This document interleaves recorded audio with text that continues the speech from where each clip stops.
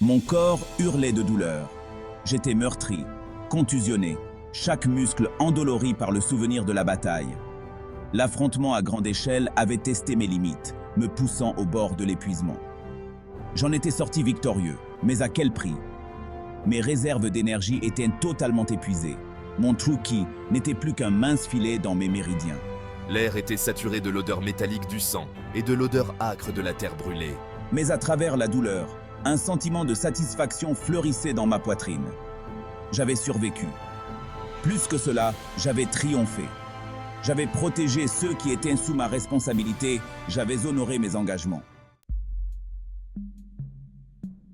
Sa guérison fut lente, laborieuse.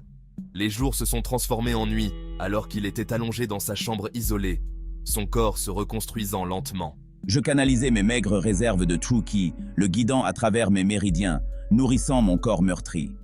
Ce faisant, mes sens se sont tournés vers l'intérieur, explorant le vaste paysage qui s'y trouvait.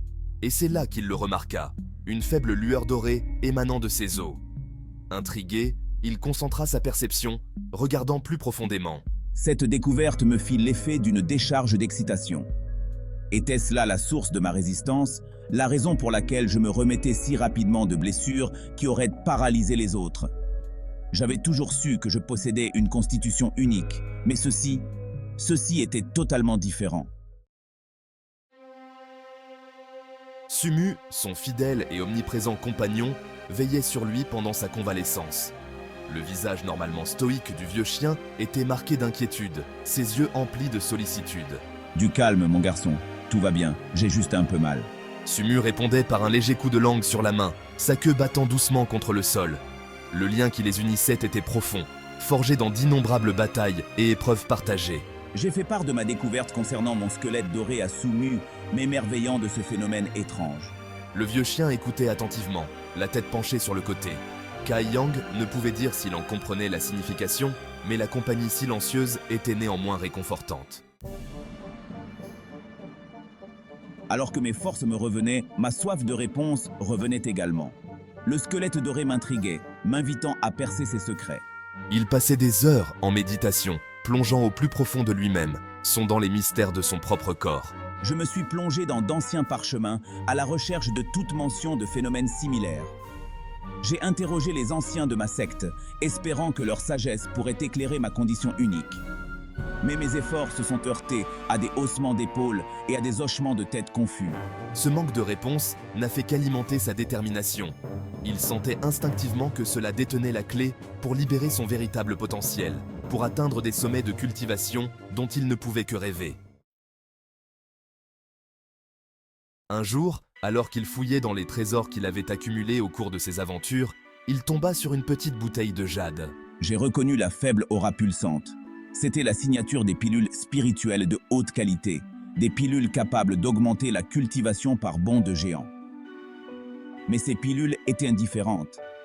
Elles n'étaient pas destinées à mon niveau actuel. En fait, les consommer maintenant pourrait être incroyablement dangereux, potentiellement mortel. Pourtant, une voix en lui, une voix qu'il reconnaissait comme sa propre ambition, lui chuchotait. Elle le pressait de prendre le risque, de repousser ses limites, de briser les chaînes qui le retenaient. C'est bon, mon garçon. J'ai le sentiment que c'est un risque qui vaut la peine d'être pris. Il regarda Sumu, le vieux chien le fixant en retour avec une loyauté indéfectible. Prenant une grande inspiration et une prière silencieuse, Kai Yang déboucha la bouteille de jade. Le parfum qui s'échappait était enivrant, un mélange capiteux d'herbes exotiques et de puissance brute. Je pouvais sentir l'énergie vibrer contre ma paume, impatiente d'être libérée. Il versa une seule pilule dans sa main, sa surface brillant d'une lueur presque éthérée. Sans hésiter, il la porta à sa bouche et l'avala. L'effet fut instantané. Une vague d'énergie brute explosa en lui, parcourant ses veines comme du feu liquide. Ses méridiens hurlèrent de douleur, tendus jusqu'à leur point de rupture. Je serrai les dents, ma volonté étant la seule chose qui me permettait de tenir. Il canalisa sa technique de cultivation, essayant désespérément de contrôler le torrent qui faisait rage en lui.